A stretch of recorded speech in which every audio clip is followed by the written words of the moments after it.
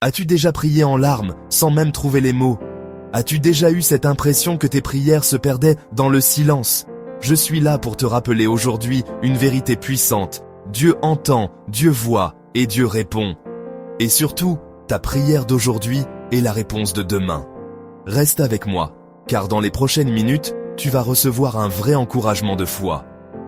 Romains 8, 26. L'Esprit vient au secours de notre faiblesse, car nous ne savons pas ce qu'il convient de demander. Mais l'Esprit lui-même intercède par des soupirs inexprimables. Tu n'as pas besoin d'un vocabulaire parfait pour être entendu de Dieu. Ce que Dieu regarde, c'est ton cœur. Les larmes que tu verses en silence sont comptées. Psaume 56, 9. Tu as compté mes pas errants, recueille mes larmes dans ton outre. Ne sont-elles pas inscrites dans ton livre? Tu as peut-être l'impression que rien ne se passe. Mais sache que le silence de Dieu est souvent la preuve qu'il travaille dans l'invisible. Jean 5, 17. Mon Père agit jusqu'à présent. Moi aussi, j'agis. Même si tu ne vois rien, Dieu agit. Il prépare ce que tu ne peux pas encore supporter. Il organise, il aligne. Galates 6, 9. Ne nous lassons pas de faire le bien, car nous moissonnerons au temps convenable si nous ne nous relâchons pas. Chaque prière que tu fais est une semence. Tu ne vois pas immédiatement les fruits, mais la graine est déjà en terre. Et Dieu est fidèle pour te donner la récolte au bon moment. Tu ne pries pas en vain. 1 Jean 5, 14, 15. Nous avons auprès de lui cette assurance que si nous demandons quelque chose selon sa volonté, il nous écoute. Dieu n'oublie aucune promesse. Si cela tarde, ce n'est pas un refus, c'est peut-être une préparation. Ne te fie pas à ce que tu ressens. La vérité est plus grande que tes émotions. Dieu t'écoute. Aujourd'hui, même si tu es découragé, même si tu es fatigué de prier, souviens-toi de ceci. Ta prière d'aujourd'hui est une clé pour la porte de demain. Continue. Persévère. La réponse vient.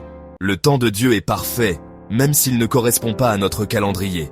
Tu pries, tu espères, tu attends, et parfois tu désespères. Mais Dieu ne tarde jamais, il agit exactement au bon moment. Daniel 10, 12, 13.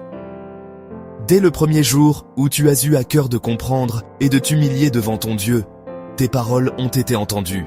Mais le prince du royaume de Perse m'a résisté. Dès le premier jour, la prière de Daniel a été entendue. Mais il y a eu un combat spirituel dans les cieux.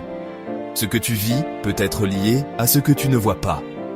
N'abandonne pas, ta réponse est peut-être déjà en route. Jacques 1, 3, 4. La mise à l'épreuve de votre foi produit la patience.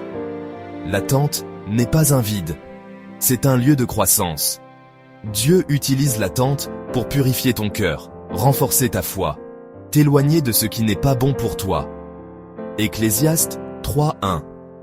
Il y a un temps pour tout, un moment pour chaque chose sous le ciel. Dieu n'est jamais en retard, jamais en avance, toujours exact. Le problème, c'est que nous voulons une bénédiction prématurée. Mais une bénédiction avant le temps peut devenir un fardeau. Fais confiance au calendrier divin. Hébreux 11, 1. Or, la foi est une ferme assurance des choses qu'on espère, une démonstration de celles qu'on ne voit pas. La foi, ce n'est pas croire quand tout va bien, c'est croire même quand rien ne bouge. Ta foi grandit dans l'attente. Elle devient solide, profonde, mature. Et cette foi amène des miracles. Alors, ne sois pas troublé si la réponse tarde. Dieu est à l'œuvre. Il connaît ce qu'il fait. Ta prière d'aujourd'hui prépare une réponse divine à venir. Et si la prière reste sans réponse pendant des mois, voire des années, faut-il abandonner? Non, c'est justement là que se révèle ta foi. Ta persévérance est une déclaration de confiance. Jésus raconte l'histoire d'une femme qui supplie un juge injuste. Et à force d'insistance, le juge finit par lui rendre justice. Luc 18, 7. Et Dieu ne fera-t-il pas justice à ses élus, qui crient à lui jour et nuit? Si un juge injuste peut répondre, combien plus ton Père céleste? Ne lâche pas. Continue de crier à Dieu avec foi. Matthieu 7, 7. Demandez, et l'on vous donnera. Cherchez, et vous trouverez. Frappez, et l'on vous ouvrira. Ce sont 3 temps différents. Demandez, cherchez, frappez. Parfois tu demandes, parfois tu cherches, Parfois tu dois frapper longtemps. Mais la promesse est claire. On t'ouvrira. Dieu répond toujours, mais parfois d'une façon différente. Proverbe 16:9. L'homme fait des projets, mais c'est Dieu qui dirige ses pas. Il connaît ce que tu ignores. Il te protège même de tes propres demandes. Apprends à dire « Seigneur, que ta volonté soit faite ». Lamentation 3, 25, 26. L'Éternel est bon pour qui espère en lui, pour l'âme qui le cherche. Il est bon d'attendre en silence le secours de l'Éternel. Même dans l'attente, tu peux être dans la paix. Ton cœur peut être rempli d'espérance, car Dieu n'oublie jamais un enfant qui crie vers lui. Reste fidèle, continue de prier, refuse de douter. Dieu a vu tes genoux pliés, tes nuits de larmes, tes soupirs profonds. Et crois-moi, la réponse de demain commence toujours par la prière d'aujourd'hui. Tu pries, mais rien ne change autour. Tu espères, mais la situation reste bloquée. Et tu te demandes, à quoi bon prier si tout semble figé? Et pourtant, ce que tu ne vois pas, c'est que Dieu agit d'abord à l'intérieur. La prière ne commence pas par changer le monde extérieur, elle commence par te transformer, toi. 2 Corinthiens 3, verset 18. Nous sommes transformés en la même image, de gloire en gloire. La prière, ce n'est pas une baguette magique, c'est un creuset de transformation. Chaque fois que tu t'approches de Dieu, quelque chose en toi change. Tes pensées deviennent plus claires, ton cœur plus doux, ta patience plus profonde, ton esprit plus aligné. Avant que Dieu ne change ce qui est autour de toi, il façonne celui ou celle que tu dois devenir. Proverbe 20, verset 21. Un héritage acquis trop tôt ne sera pas béni à la fin. Tu es peut-être à bout. Tu n'as plus les mots, plus la force. Mais Dieu n'attend pas de toi un discours parfait. Il entend le silence, les larmes, les soupirs. Souviens-toi d'Élie, ce prophète puissant. Un jour, il s'est effondré sous un arbre et a demandé la mort. Et Dieu, il ne l'a pas réprimandé. Il lui a envoyé du pain, de l'eau et du repos. Parfois, la réponse de Dieu n'est pas un miracle spectaculaire. C'est juste une présence douce, une force silencieuse. Dieu ne veut pas juste exaucer.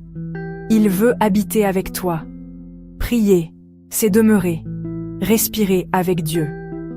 David priait, non pas pour avoir des bénédictions, mais parce qu'il était amoureux de la présence de Dieu. La prière, c'est l'oxygène de ton âme. Même sans réponse visible, elle te garde en vie intérieurement.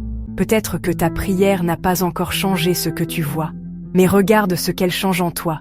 Elle t'adoucit, elle t'enseigne, elle te relève, elle t'attache à l'essentiel, elle t'ouvre à une communion plus profonde avec le Père.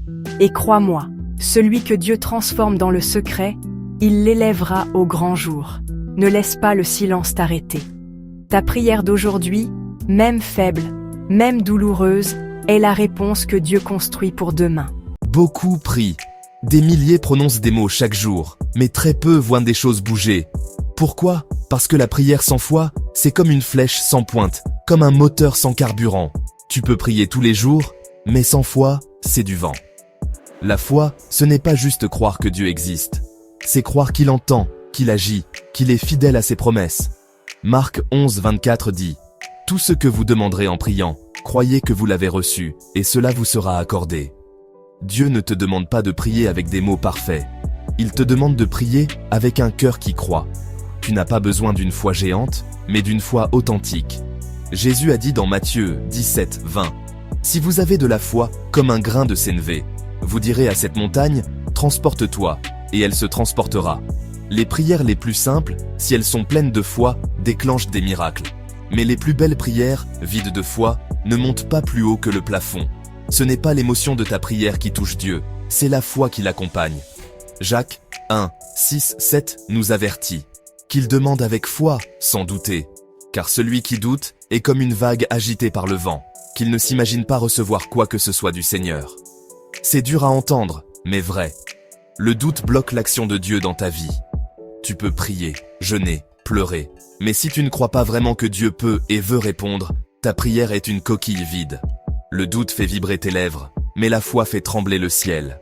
Hébreux 11:6 nous le rappelle, sans la foi, il est impossible de lui être agréable.